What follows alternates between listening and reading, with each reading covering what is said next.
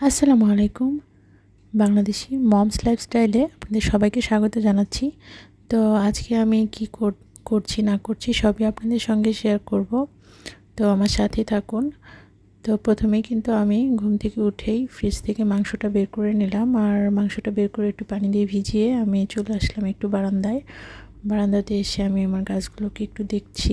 আমি এখানে দেখতেই পাচ্ছেন পুঁইশাক গেড়ে দিয়েছিলাম। পুঁইশাকটা কিন্তু খুব সুন্দর বড় হচ্ছে ধীরে ধীরে, আর সাথে আছে অ্যালোভেরা গাছ আর সামান্য কিছু ফুল গাছ। আমার ফুল গাছগুলো সব মরে গেছে, শুধু এই গাছটাই আছে, যার কারণে এখন বেশি গাছ নাই, খুব বেশি একটা গাছ নাই।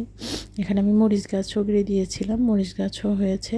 তো এই ফাঁকে আমি ফ্রেশ হয়ে নিয়েছি, আর এখন আমি চলে আসলাম আবারও কিচেনে।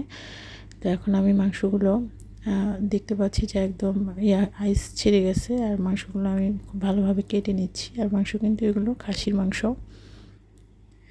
মাংসগুলো কিন্তু ভালোভাবে পরিষ্কার করতে হয়। এটার সাথে চুল থাকে ছোট ছোট, আর চর্বি টর্বি এগুলো অনেক কিছুই থাকে। তো যাই হোক, আমি ধোয়ার আগে ভালোভাবে ওগুলো পরিষ্কার করে নিচ্ছি কেটে।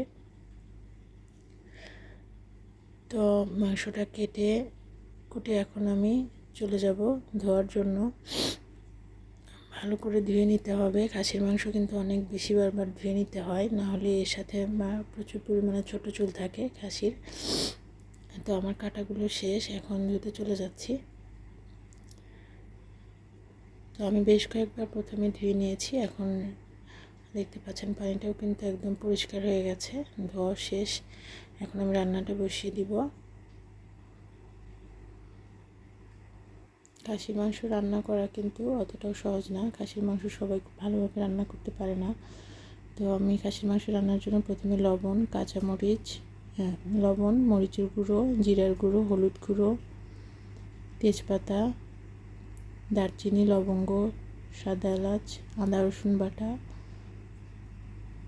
জিরা বাটা, তারপরে দিয়ে দিচ্ছি সাদা মশলা, যেটা মানে সাদা এলাচের বাটা, আর দিয়ে দিচ্ছি কাঁচা পেঁয়াজ কুচি আর সরিষার তেল। আমি রান্নাটা সরিষার তেলেই করব। আর মাংসগুলোকে ধুয়ে রাখা ছিল, সেগুলো ভালোভাবে পানি ঝরিয়ে দিয়ে দিচ্ছি, আর এর মধ্যে এক টুকরো লেবু রস দিয়ে দিচ্ছি। লেবুর রস দিয়ে দিলে কিন্তু খাসির মাংসের সেন্টটা অনেকটাই কমে যায়, আর অনেকটা টেস্টও হয়। তো এইগুলোকে আমি হাতেই মাখিয়ে নিচ্ছি খুব ভালোভাবে।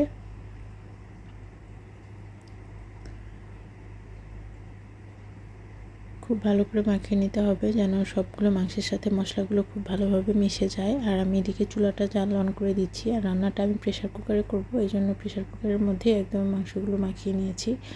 কারণ মাংস নরম না হলে আমার বেবি খেতে পারে না, আমার হাজব্যান্ডও খেতে চায় না। তো যাই হোক, আমি কিন্তু একদম প্রেশার কুকারটা প্রথমে লাগিয়ে দিব না। মশলাটা ম্যারিনেট করার পরে আমি সঙ্গে সঙ্গেই চুলায় দিয়েছি, এটা আলাদা করে রেখে দেওয়ার দরকার নেই। চুলায় দিয়ে এটাকে একটু কষিয়ে নেব, 10 মিনিটের মতো একটু কষিয়ে নিব। এতে করে দেখতে পাচ্ছেন কষানো, আমি কিন্তু কোনো পানি অ্যাড করিনি, কষানোতেই কিন্তু পানি উঠেছে অনেকটা মাংস থেকে। তো যাই হোক, যেহেতু আমি প্রেশার কুকারেই রান্না করব, একটু কষানোর পরে আমি সামান্য একটু পানি দিয়ে দিব, খুব বেশি দিব না, সামান্য একটু পানি দিয়ে দিয়েছি। এখন আমি প্রেশার কুকারের ঢাকনাটাকে লাগিয়ে দিব।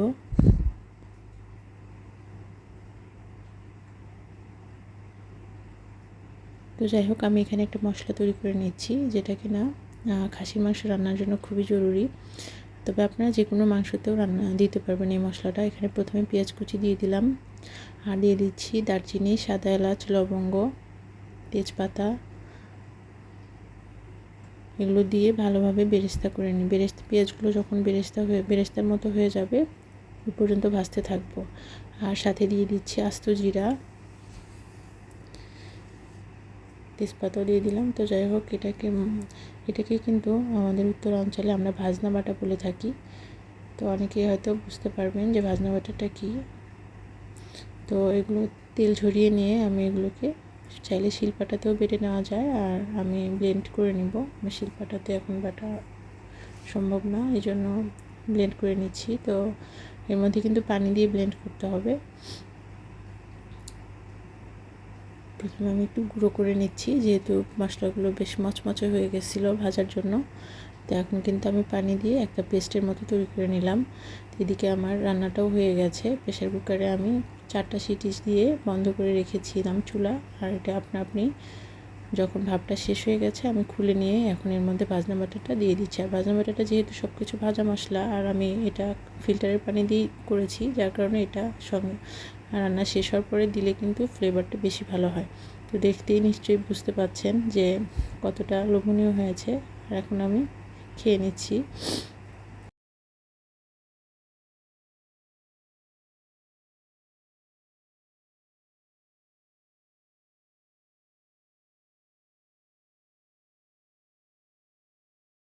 চ্যালেঞ্জের জন্য আমগুলো নিয়ে নিলাম, এগুলো এখন কেটে দিব ওকে। তো দেখতে থাকেন। আর এরকম চ্যালেঞ্জ ভিডিও যদি আপনাদের কাছে ভালো লাগে অবশ্যই কমেন্ট করবেন, আরও চ্যালেঞ্জ ভিডিও আমি শেয়ার করবো আপনাদের সঙ্গে।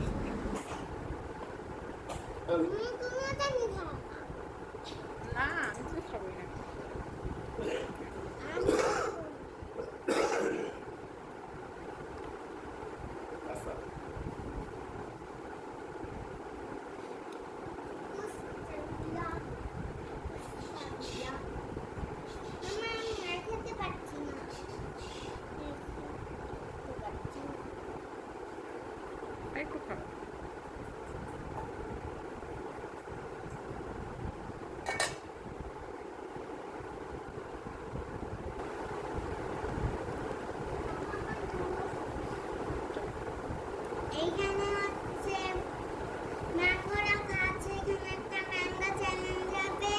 তো আমার বাবা এখন খেতে বসবে, তাহলে চ্যালেঞ্জটা দেখা যাক। আর তোমরাও কিন্তু এই চ্যালেঞ্জটাতে থাকবা, তাহলে আমরাও ভয় পাবো না। আমি চাই যে বাবা পারুক। ঠিক আছে। তো এই যে এখন কিন্তু অলরেডি স্টপওয়াচটা অন করা হয়নি, আর টাকাটা কিন্তু নিচে রাখা হয়েছে যে যদি দিতে যায় তাহলে 500 টাকা। আর যদি কোনোভাবে 4 মিনিট 5 মিনিটের আগে শেষ করতে পারে খাবার, তাহলে আরও 500 টাকা দেওয়া হবে।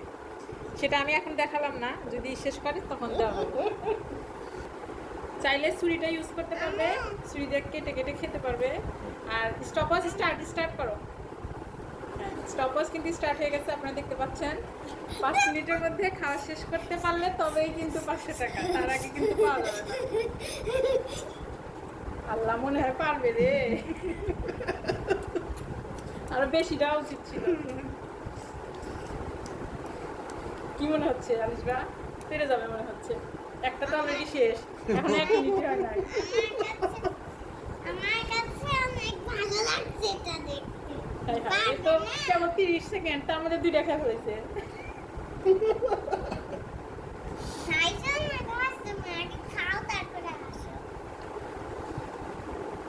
শক্ত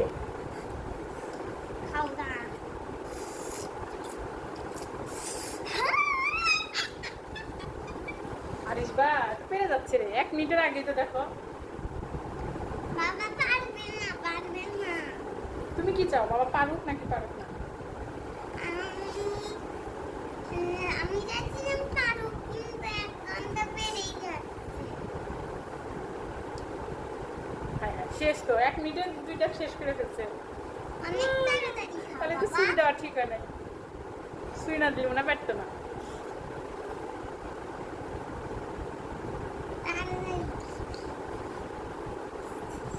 খাওয়াটা দেখাই না, সাইড থেকে তো দেখাই না, দেখালে তোমার বিশ্বাস করবে না। দেখি দেখি,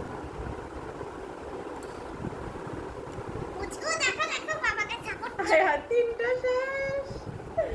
এখন কি হবে আমার 500 টাকা শেষ। আরে ওই আটিগুলো কে খাবে? আটিগুলো কে খাবে বলো? আটিগুলো সেই খাবে, কিন্তু আটি খেতে তো সময় লাগবে না রে। 2 মিনিট 7 সেকেন্ড হয়ে গেছে, কিন্তু পেরেও গেছে মনে হচ্ছে। না পারবে না বাবা, পেরে গেছে রে। চ্যালেঞ্জটা আম খাওয়া তো শেষ, আটি খেতে আর কয় মিনিট লাগবে?